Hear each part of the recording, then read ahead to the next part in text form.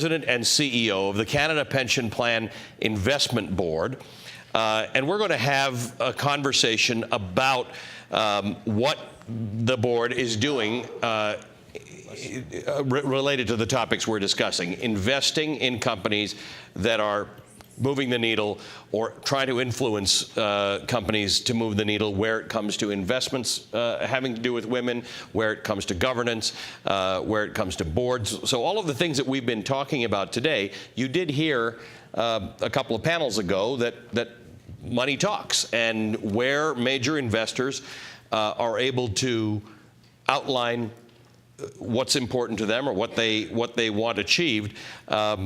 Certainly the Canada Pension Plan Investment Board has had some success. So, Mark, I want to ask you how you make the argument, what you do, what you decide the argument actually is with respect to diversity and proper investment and inclusion of women in companies. What is the argument you make, and how do you make it to companies? Yeah, well, the argument's very, very simple from our point of view, in that based on all of the research we've done exhaustive research, external meta-studies of 100 different major bits of analytical research, 76% of them show a positive correlation between better financial performance and better diversity on the board. Only 3% have the opposite. And based on our internal statistical analysis of 3,000 companies, big data and analytics, again, it's very, very clear that better diversity on boards and senior management teams leads to better investment returns, so better profitability, better return on assets. So it's pretty clear. So to step back, our job at the Canada Pension Plan Investment Board, our job is to invest money around the world to make a maximum return without undue risk of loss, so that it's there for the retirement of 20 million people in Canada. So we purely look at the world through that investment lens. That's what the Act of Parliament that was put in place, that put us in place back 20 years ago, says: maximize returns without undue risk of loss. But when we look at that, we look at the world and we look at our investments, it's pretty clear based on all that statistical analysis that I mentioned. We don't have to think, we don't have to make a lot of arguments about things that are obviously correct, like it's right, it's good, all things like it may lead to better decision making. It's pretty clear based on pure cold statistics that it drives better returns. So that's why we do it. Have you ever had pushback otherwise? Because one of the discussions we've had today is metrics, right? How you're measuring this. We talked about the Gender Equality Index. Do you ever have somebody say, our returns are fine? So I asked, in preparation for this, I thought it'd be interesting, Adriana's somewhere here, but who's on our sustainable investment team, but I asked her to pull together, a list of some of the excuses that we get when we go to boards, and to say, we think, we're going to vote against the nominating, the chair of the nominating committee of your board unless you improve your gender diversity and put a woman on the board. So they come up with things like, it'd be no surprise to a lot of people in the room, but we want to preserve the culture and dynamics amongst board members. Wow. Somebody actually said that? Oh, yeah. Wow. We don't want to have to censor ourselves. Wow. All the good women have been taken. There's no qualified women in the industry. We're focused on other types of diversity. I mean, I won't go on. I mean, you get the idea. Wow. There's a long list. I was expecting something more nuanced and sophisticated as a response. So wow. Yeah. So that's the type of pushback, and there's a long list of other ones, but I think they're clearly they're clearly laughable, and the one that, for example, in the oil and gas industry, which is one that comes up a lot, oil and gas industry, okay, so there's not that many people in the C-suite in the oil and gas industry, but you don't need everybody on your board to be a geologist. And by the way, there's lots of female geologists as well. that type of, those extractive industries, and that's probably another topic of conversation. There's probably a lot of people in here who would be against the extractive industries, but if you're investing in, the board representation in those sectors, that's a common refrain. Not enough women who are experts, but you need a diversity of different views on the boards as well, and people with different backgrounds as well. And so there's plenty of senior women lawyers who could be on that board, senior women accountants, people with financial skills, so it's just a laughable excuse. But yeah, there's often pushback. And when you're looking for a company to improve its diversity, what are you mostly looking at? Are you mostly looking at board? Are you mostly looking at C-suite? And if you're looking at C-suite, are you looking at all the problems that lead to them not having anyone in the C-suite? In other words, it's often indicative of something else that's wrong in the company.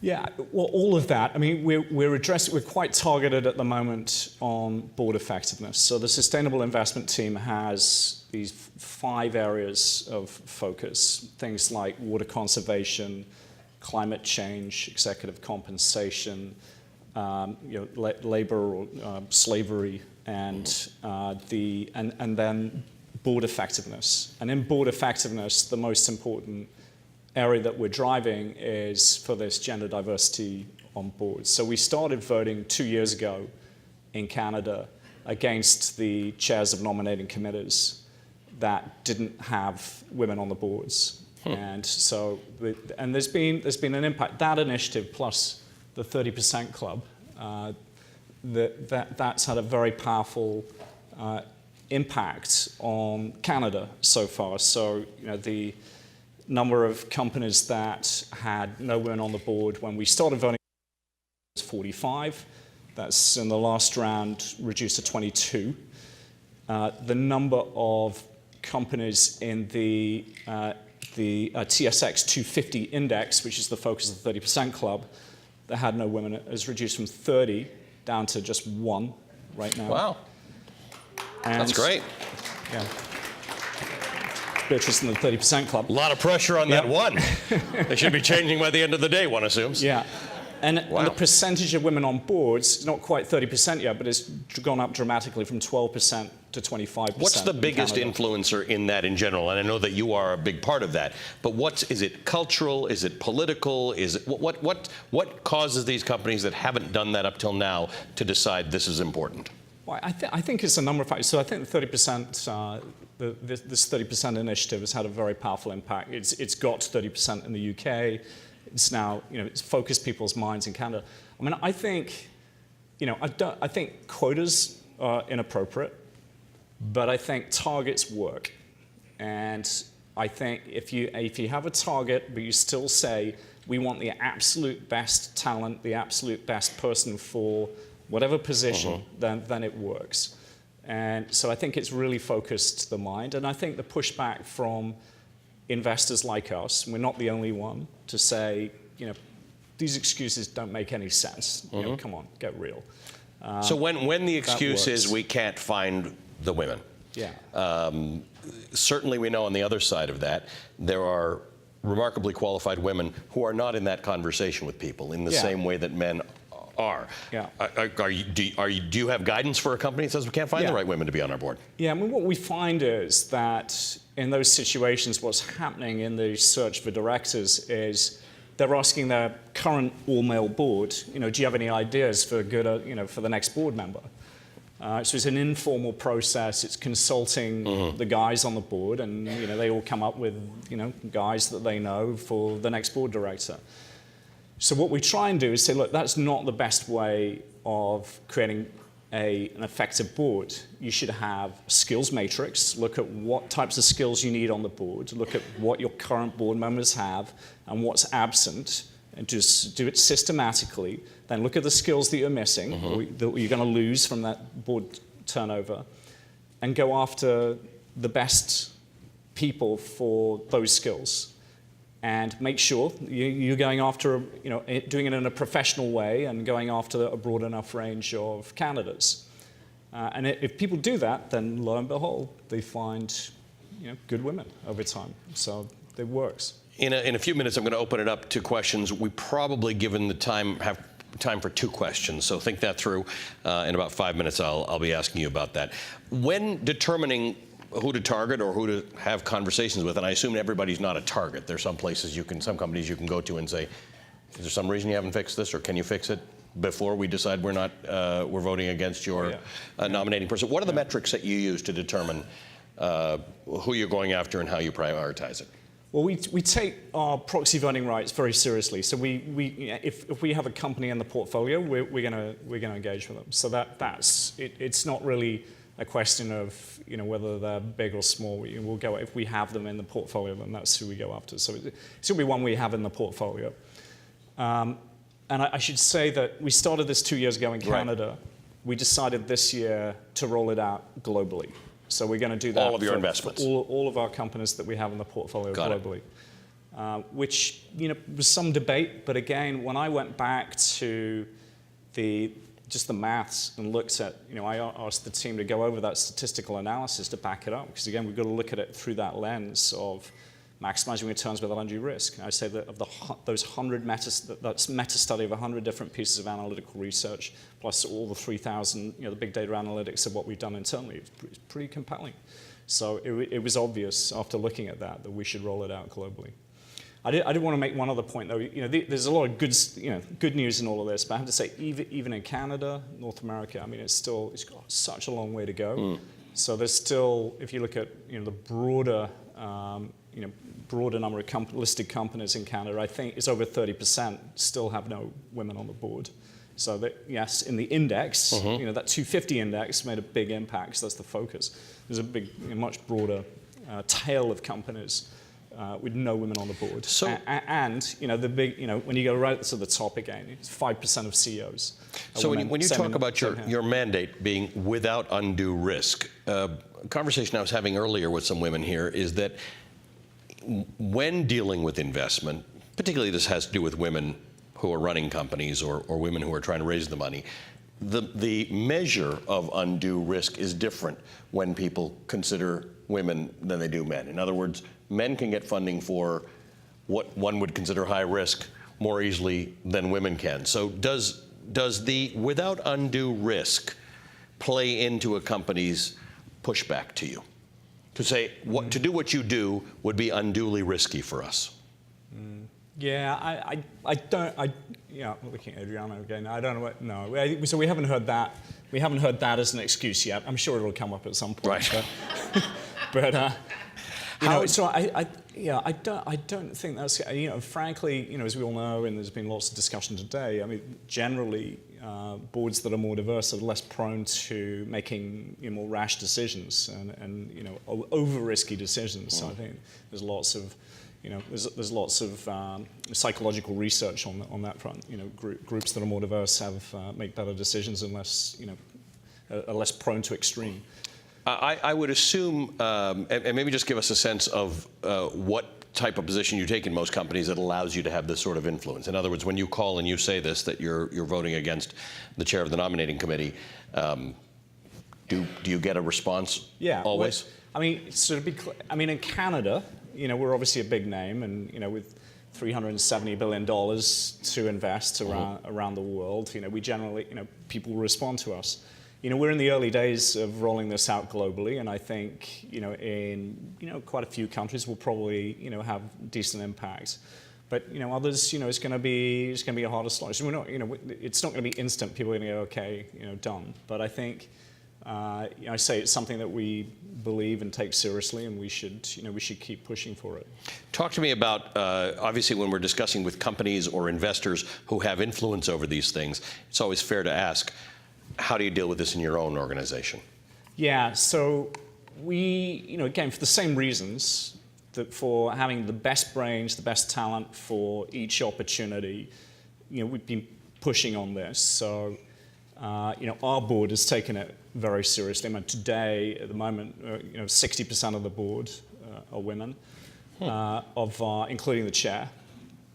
Of the senior management, so overall in the organization, 45% of our organization are women today. In fact, just over 50% of our new intake are women, so about 52%. Of the senior management team, about 36% are women. where it gets, a 35% of investment professionals are women. And that's where, so the senior investment professionals is where, where we continue to need to focus and do work and not just hide on the bigger numbers. But, we're making progress. All right. I want to yield my time to give a little more time for questions. So let's start with you over there, and then we'll go back to you. Keep your hand up in the back there, just so we know where you are. Okay, very good. Let's start with that and see where we go. Go ahead. Use the mic, please, and tell us who you are. So, Laura Rittenhouse, can you tell me, what's your experience when there's a woman on the board? How does that change the quality of the conversations? My experience is boards I've been in on, I've found that I'm more likely to ask the tough questions than, you're laughing. So I'm just curious. I don't know, have you had an experience with that, and what are your thoughts? Yeah, I'm laughing because I was trying not to, I think that's a personality type thing rather than a gender thing. I mean, to be honest, I mean, so asking tough questions, which is clearly what what board members should be doing, is important. But I think, having said that, I think, I understand your point in that if you are less part of the club, then you've got less propensity to be lured into the just being nice because you're part of the club. So you need the board to have that healthy distance and to be able to be critical. And so having that difference from the senior management team, can help. Yeah, I agree with that. Right in the back. Let's get a mic over there if we can. Keep your hand up so we'll get a mic to you. Somebody got a mic? Let's grab the one from Laura and get it to the back. Okay. Thank you, Ali. Elena Kwochko, I'm with BOV, and I work on the technology and cybersecurity side. And Mark, obviously, the reasons that you mentioned and the numbers that you listed earlier, they're very relevant to the security industry as well. And what we're seeing currently, a lot of the numbers show that if you're targeting younger population or if you're targeting a more diverse population, they're also looking for a meaning in their work. So in your experience, how have you, I guess, across the organizations you worked for, translated that sense of the meaning in the work that people are looking for? Yeah, so I think for our own organization, we're lucky in that in many ways we have a very, very clear purpose. So it is to, we're investing on behalf of 20 million people in Canada for their retirement security. I think a lot of people, it gives them a little spring in the step, particularly if you're in Canada and you're thinking about your parents, your grandparents, your relatives, you're doing something for all those people. And so that purpose and meaning is there in what we do. And then, we also strive to be the best at what we do as well, to be the absolute best of our type in the world. And again, that puts, that drives a lot of our people. So that there is an underlying purpose, and then we have an ambition as well to be the absolute best of it. Thank you, Mark. Thank you very much for a great conversation. Mark Machin of the Canada Pension Plan Investment Board. I would like to call upon our next speaker, who is going to discuss with us why women-owned startups are a better bet. Frances Brooks Taplett is the Global People Senior Director at the Boston Consulting Group. Frances. All yours. So I'm actually going to tell you the answer to that question. But hopefully, first I'm going to show some slides. And not maybe? All right.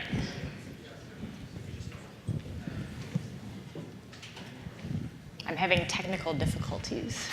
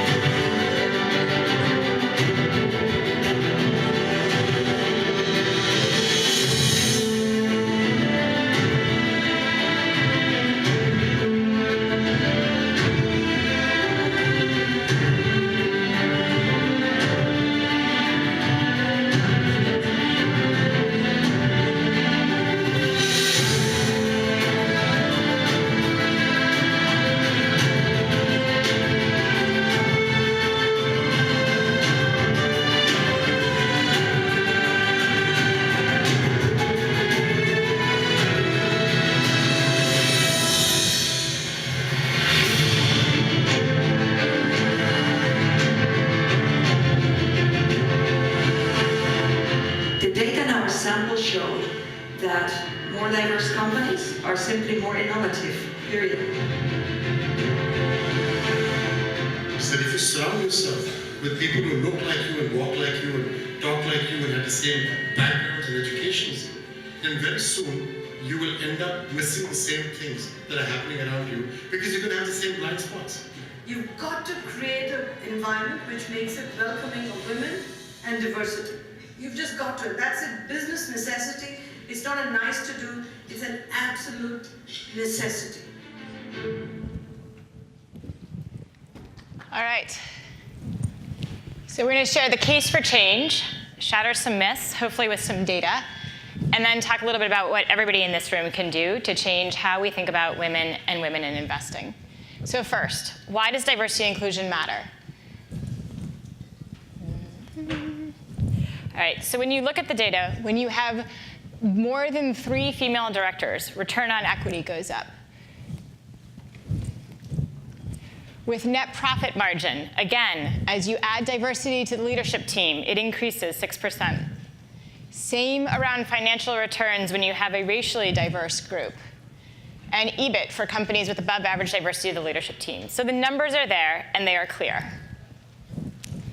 And we talked about innovation. And when you look at it, when you have more women and more diversity involved across all kinds of diversity, the actual revenue from innovation goes up. And it's 19 points. I don't know which way this is supposed to go. 19 points higher when you have a diverse leadership team. So the numbers are clear. And yet, the progress isn't being made. You saw in that video, the costs are clear. It's around talent with the Google walkout. It's legal settlements. 21st Century Fox spent over $150 million settling legal fees associated with #MeToo and other pieces of the sort of coming up of the bad things that had been happening in media.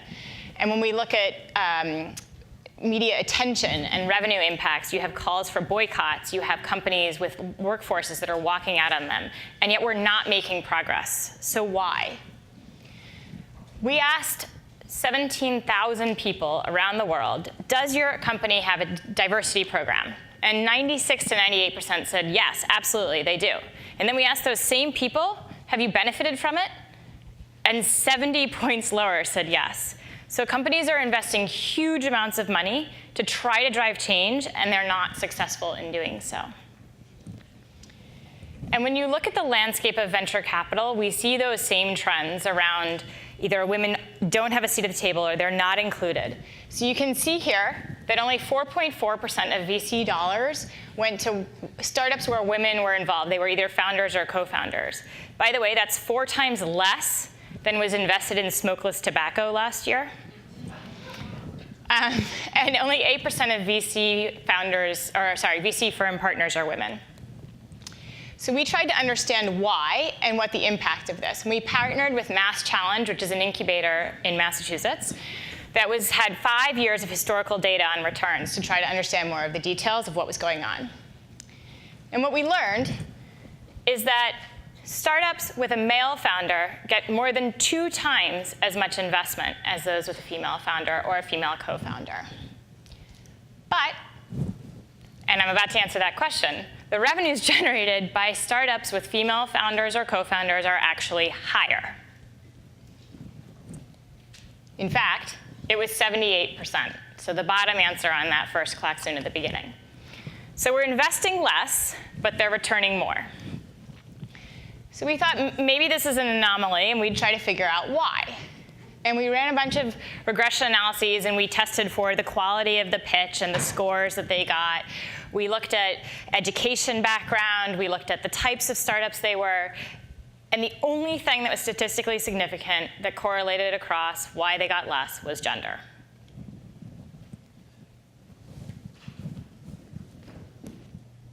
Stay on this slide for a while so everybody can really absorb it.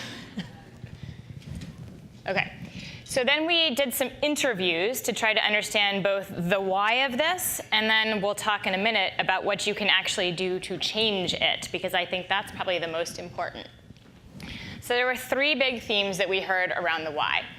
When women go in and present an idea to venture capital, they get far more pushback. And in fact, if a woman and a man go in and pitch together, they ask the man the technical questions, not the woman, no matter what her job title is. And if the woman provides an answer and the man does, they usually question the woman and not the man. Second, there's an uneven playing field in terms of how the pitches take place. So men, generally, will overestimate the upside of the potential investment that they're driving. So they'll say, this can return 400x. And women say, well, the conservative side is it's maybe 200x. But if you look at how venture capital is built, where you need a few runaway hits, you're much more incentivized to go after that 400x than the 200x. And so this really hurts women, even if their ideas are equally likely to generate the 200 or the 400. They don't tell that story. And then the third piece is around the kinds of sectors that women often have startups in. And so if you look at where a lot of investment has come, it has not been in sectors that are traditionally known to women, like healthcare, childcare, beauty, things like that. And I'm obviously making an assumption here. But if you look at venture capitalists, who we saw, it's 8% women partners, and they're looking at a set of ideas, and women have a set of ideas that are in one group, that group gets underfunded. And in fact, if you look at the kinds of startups we've seen in the last decade, they're not in the field where many females are trying to start groups and start businesses. So that's the sad side of the story. So now we'll have some good news. What can we actually do to close the investment gap? And there's things that people in this room can do, that women founders can do, and that venture capitalists can do. So the first one is for the VCs. And obviously, these are going to seem pretty obvious. But it's around getting rid of bias and not making assumptions. So don't assume that the woman doesn't know the technological side of it. She may very well have gone to MIT and be a double engineering major. The second one is around bringing women into the investment-making teams, and so having a diverse team making the decisions. We talked earlier that diverse teams generate 19 points more innovation revenue. So if we have diverse teams in venture capital, I believe they'll generate much more diverse points of view, and that brings more revenue. And then the third one is just understanding some of this data and the numbers behind why this really matters. For startups and accelerators, how do you think about driving change? The first is on ensuring a balanced slate when you're in the pitch meeting, and you've got both men and women that are listening and asking questions. The second are bringing in women and providing coaching at times so that they don't argue for the 200-point upside. They can present that 400-point upside with credibility and really believe it and own it. The third one is around helping to build networks. And that's why something like this is really exciting, because this is, in effect, building networks, but thinking about how do we do that in a programmatic way and more consistently. And then fourth, sharing the case for change. And hopefully we're arming you guys today with some of the data and some of the sound bites. And like Indra said, we can bring eye drops for when we get the eye roll to take forward. And then the last one, for women founders, not to put all of the onus on them, but it's around really pitching more of the upside and standing up and saying what the business is, what it can do, and what the tip-top best scenario is, and not just the most likely. The second one is seeking out VCs, and I think we'll talk on the next panel with a few of those that look for diversity as part of how they think about who to invest in. And then the last one is finding the networks that we talked about building in the last group. So, as Shirley Chisholm said, if they don't give you a chair, bring your own. And so with that, I figured I'd open it and see if people had a few questions. I speak really fast, so I'm happy to go back and talk to any of the data that we shared. No questions. Hi, I'm Julie Tauber. I work for MasterCard.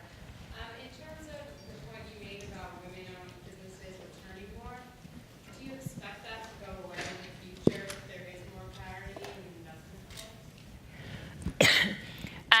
So the question was, I made a point that women-owned startups today are a better investment. They return more, and do I think that will go away if there's more parity? I mean, I think the data would suggest that that's happening because we're only getting the very, very top. because those are the only ones that can cross every bias threshold. So I think in theory, potentially yes, though we do know that when there is a diverse team making decisions, they make better decisions.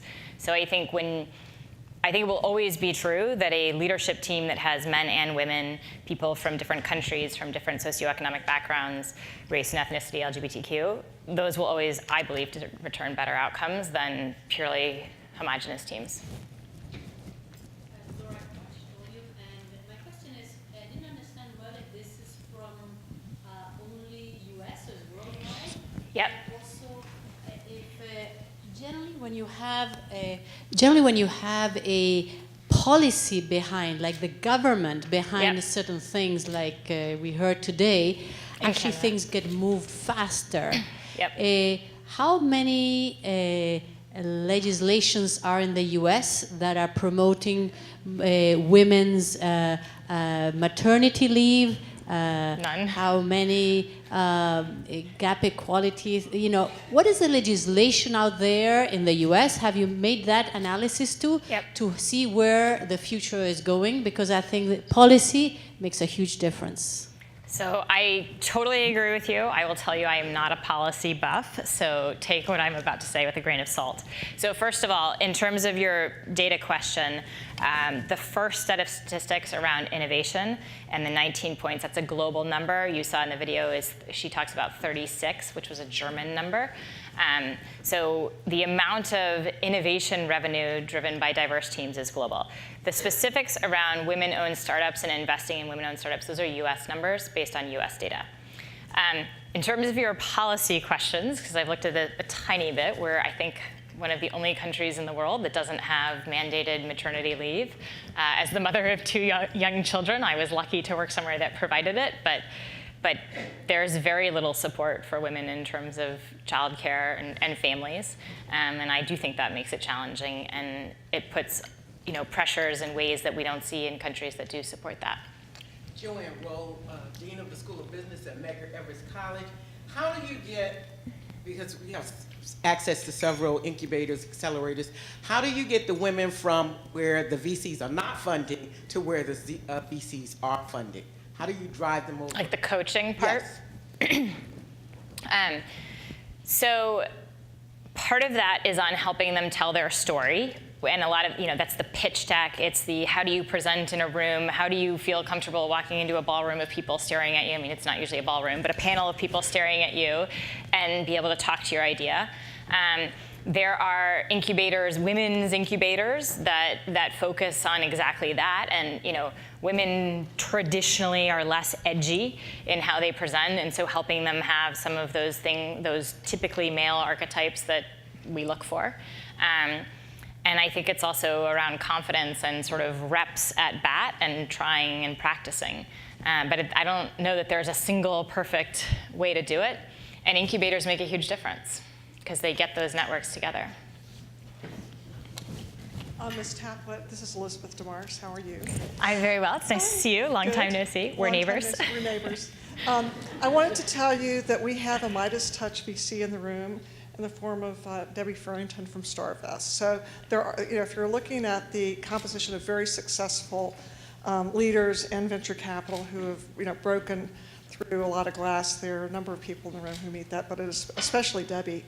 I did want to ask you, my information might be old, but I feel like most of the money is still in California. Mm-hmm. Then you have Boston.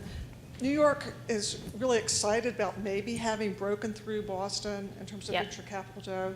I'm not up to speed on Austin or Chicago, but they have to be way behind. Which of those three geographies is most,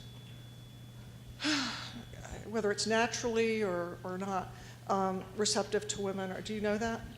I don't know specifically about the geography. The one thing I will say is we did some looking, and Silicon Valley reinvests more, whereas people in Boston tend to make their money and then stop working and not reinvest it, which is really actually a problem if you're trying to build a tech hub. I live in Boston. So it would be interesting to see if there's a correlation there. I think I would hypothesize that smaller cities are probably slightly more welcoming because they're looking more broadly, but it's a hypothesis. I only ask that because the New York ecosystem Yep. health-oriented. Which would be? So tech. So I just Right. didn't know if the actual, if it was actually playing out that New York was a better place for women or not. It's a good question. Hi, I'm Golden We're the nation's largest angel group, and we've invested in 150 women-led companies. And New York and Boston are leading on backing women. Perfect. But about 80% of our portfolio is tech. So, we are showing the world that women are really doing everything. But I also wanted to say another thing you can all do is become an angel investor. So we've activated the angel movement. Angels are backing women, and many women actually do not understand that they actually could be an accredited investor, that just the understanding of what it takes to be an angel is not well understood enough. And we are backing companies into Series A and B because they can't raise those follow-on rounds with ease. But angels will follow and keep these companies funded. So all of you should think about when the time is right and learn about it. But you can become an angel investor, you can aspire to it, and you can encourage people because you can make a huge difference just by becoming an angel. Perfect. I have the big doubles. And make money. I think am I done? Yep. I'll find you after. Thank you.